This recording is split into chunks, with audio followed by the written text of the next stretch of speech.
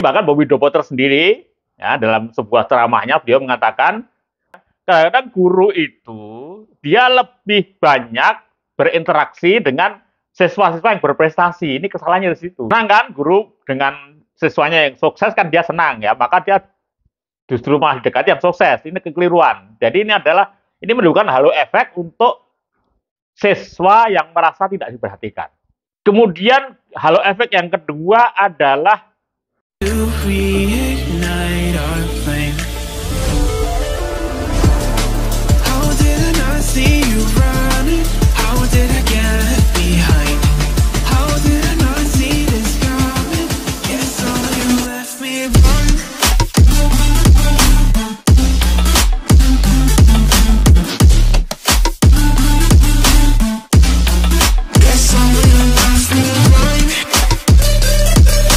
Assalamualaikum warahmatullahi wabarakatuh. Hai guys, ketemu lagi dengan saya, trainer Amir Faisal. Jika kalian ingin tahu kurikulum inti saya, atau ingin mendownload buku-buku bestseller saya di Gramedia, silahkan cari di bio saya di bawah ini. Di sana sudah tersedia semua link-linknya. Kali ini kita sudah masuk pada TOT NLP, Neuro Linguistic Programming yang ke-44. Dalam TOT NLP yang ke-34 ini, kita ambil topik 2 kunci hypno-teaching untuk masuk deep learning. Sekali lagi, 2 kunci hypno-teaching untuk masuk deep learning. Tapi bagi Anda yang belum subscribe, tolong like dan subscribe dulu, supaya nanti kalau ada topik-topik lain lebih menarik, Anda akan mendapatkan pemberitahuan dari saya. Saya berikan pada Anda sebuah strategi dan teknik yang langka dan tidak diajarkan di Fakultas Pendidikan. Karena ini hanya teknik-teknik strategi yang dikuasai oleh para meta coach ya, para motivator senior gitu ya. Akan saya berikan pada Anda trik ini ya, semoga bermanfaat. Jadi secara anatomis pikiran dan jiwa itu terdiri dari conscious mind, ya, kemudian subconscious mind dan unconscious mind. Nah, di mana letak pembelajaran deep learning itu? Pembelajaran deep learning itu mindfulness, ya, itu harus bisa menembus ke yang paling bawah itu, yang unconscious mind. Ya, unconscious mind peserta didik. Nah, padahal antara conscious dan unconscious itu ada sekat ya, ada sekat namanya subconscious. Subconscious itu disebabkan karena endapan-endapan memori, emosi, pikiran di masa lalu yang ada di peserta didik. Atau bisa juga karena hasil efek negatif ya. Selama ini kan ada komunikasi ya antara guru dan siswa, ya guru dengan peserta didik ini kan selalu ada interaksi. Ini ada efek-efek negatifnya. Nah, itu masuk di dalam subconscious mind. Nah, kemudian juga termasuk subconscious mind di pikiran pendidik sendiri seringkali juga jadi penghambat proses komunikasi dan interaksi dengan peserta didik. Ya, jadi ini case pertama yang mau kita pecahkan ya, jangan sampai ada sekat ya, ada sekat sehingga ketika guru akan masuk ke unconscious mind ya, dalam pembelajaran deep learning ini terhambat oleh sekat itu. Ini case yang pertama. Kemudian ini case yang kedua, kita juga akan bahas bahwa dalam pembelajaran deep learning itu ya, itu di samping harus mindfulness juga harus joyfulness. Nah, nanti kita juga akan ketahui di mana sebenarnya otak pemicu dari pembelajaran yang enjoy, ya enjoyable itu yang seperti apa. Nanti akan kita bahas pada case yang kedua. Nah, pertanyaannya adalah, jadi kita akan ketahui apa saja sebenarnya penyekat yang ada di subconscious mind itu. Dan bagaimana cara membongkarnya ya, supaya guru bisa memasuki deep learning. Kemudian yang kedua adalah seperti apa teknik-teknik untuk menyalakan batang otak itu, ya, untuk menciptakan pembelajaran yang uh, joyfulness. Nah, oke teman sekalian, kita mulai case yang pertama.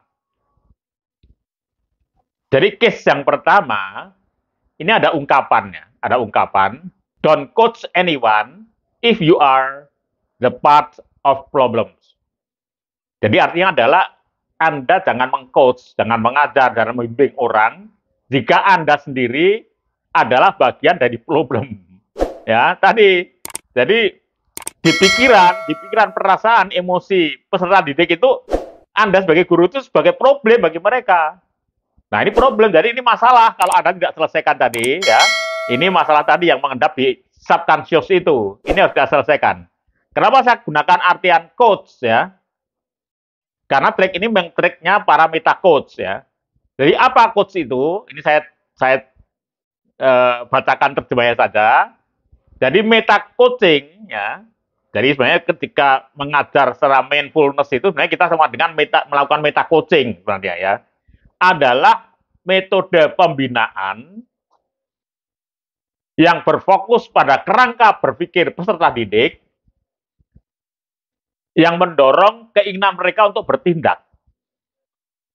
Jadi kita memprovokasi, mendidik itu adalah membangun awareness, memprovokasi tindakan, ya, berdasarkan apa yang sudah mereka ketahui sendiri. Ya, jadi kita membagikan potensi mereka sendiri. Maka tadi kita kembali pada apa tadi, don't quote anyone if you're a part of problem. Artinya adalah ini dalam case satu ini, ya. Jadi jika Anda melakukan pembelajaran deep learning, ya, jangan sampai ada hambatan psikologis, ya, pada peserta didik, ya. Nah, maka sekarang strateginya adalah bagaimana tadi menghilangkan hambatan itu, menghilangkan penyekat itu antara guru dengan peserta didik ini. Nah, ini ada 4 penyekat di sini, ya. Ada 4 penyekat. Yang pertama adalah ada guru yang cacat moral. Ya, ada guru yang cacat moral. Jadi guru yang cacat moral itu sebenarnya tidak bisa lagi dia dijadikan guru lagi, ya. Ya. Jadi sebaiknya dia dipindahkan ke sekolah lain, atau kalau misalnya karena faktor administrasi harus bekerja di sekolah itu, ya diberi pekerjaan yang tidak berinteraksi dengan siswa, ya, karena memang tidak ada treatment psikologi untuk guru yang sudah terkena cacat moral, ya. Nah, ini yang pertama, ya, jadi cacat moral. Kemudian yang kedua adalah halo efek, ya. Jadi halo efek yang negatif, ya. Jadi halo efek ini terjadi jika ada perlakuan guru yang tidak adil antara siswa, ya. Jadi siswa itu merasakan kalau guru ini memperlakukan berbeda di antara murid-muridnya, itu siswa itu merasakan. Ini bahkan Bobby Dopoter sendiri, ya, dalam sebuah ceramahnya beliau mengatakan kadang-kadang guru itu dia lebih banyak berinteraksi dengan siswa-siswa yang berprestasi. Ini kesalahannya di situ. Ya, mereka banyak bicara, banyak, ya, kan senang kan guru dengan siswanya yang sukses, kan dia senang, ya, maka dia justru malah dekati yang sukses. Ini kekeliruan. Jadi ini menunjukkan halo efek untuk siswa yang merasa tidak diperhatikan, ya, yang jarang diajak bicara oleh gurunya. Jadi yang pertama ini halo efek, ya.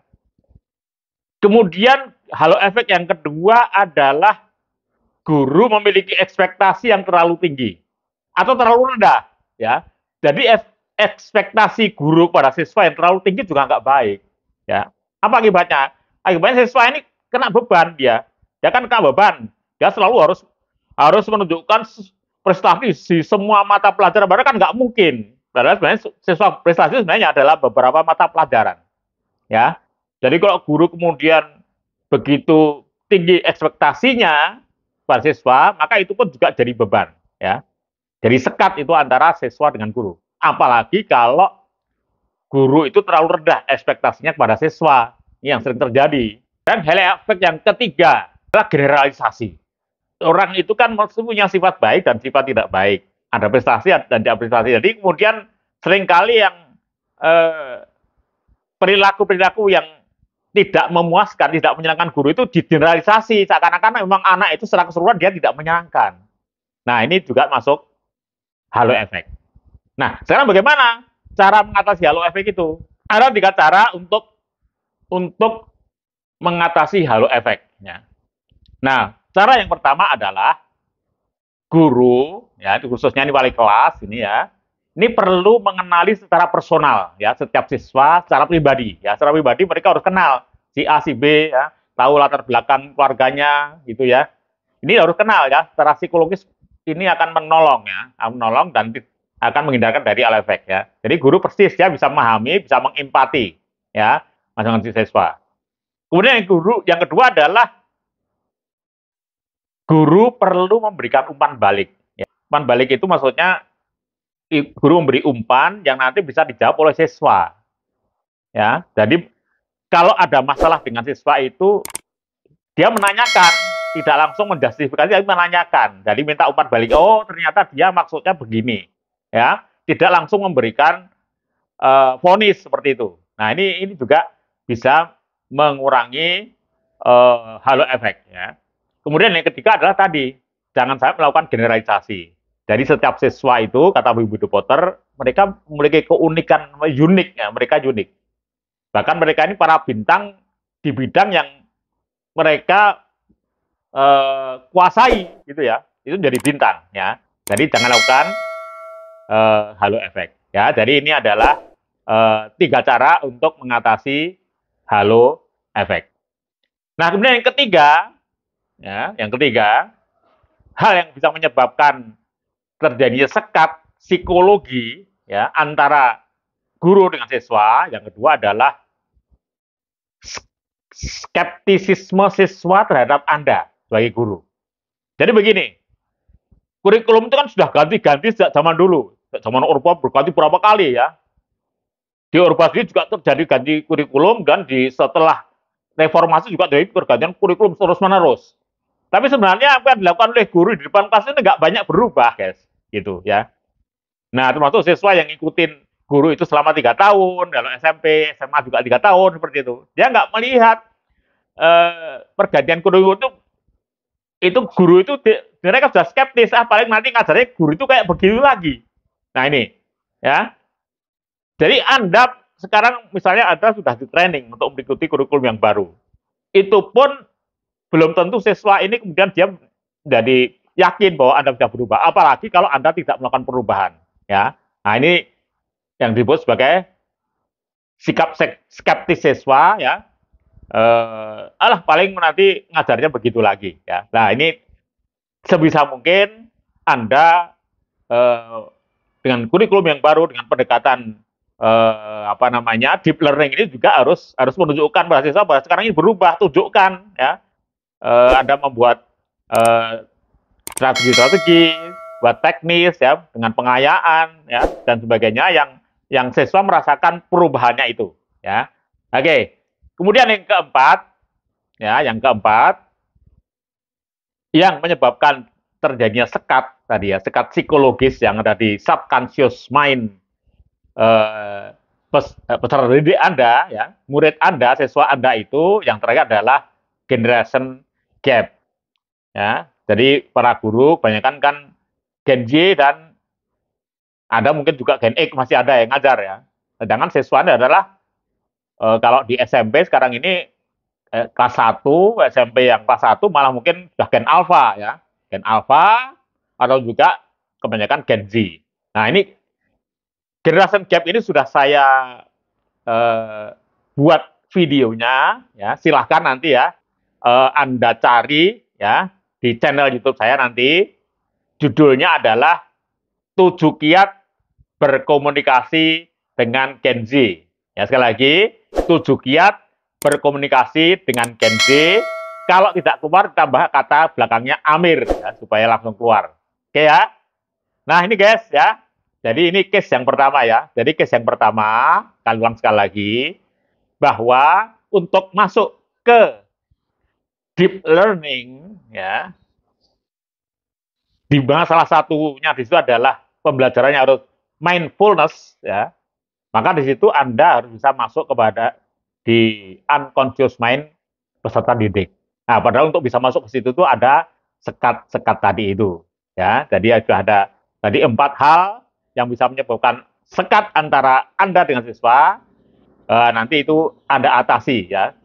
Seperti yang sudah saya sarankan, ya. Nanti tolong diulang lagi, ya. Tapi sebenarnya gampang sekali memahaminya. Nah, sekarang kita masuk yang case yang kedua.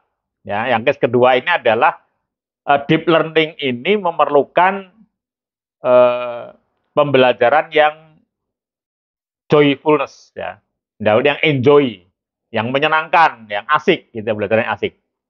Nah, ini juga sudah saya siapkan videonya, ya, bagaimana menciptakan pembelajaran yang joyfulness itu. Silahkan, ya, simak di TOT NLP 41 Amir. Ya, sekali lagi di TOT 41 Amir, jelas sudah saya jelaskan, ya. Judulnya adalah Guru yang Tak Tergantikan oleh AI. Ya, silahkan simak di sana dan silahkan ajukan pertanyaan, ya, kalau ada hal yang masih membingungkan, saya siap untuk memberikan penjelasan. Oke, selamat mencoba guys. Sekian, Assalamualaikum warahmatullahi wabarakatuh.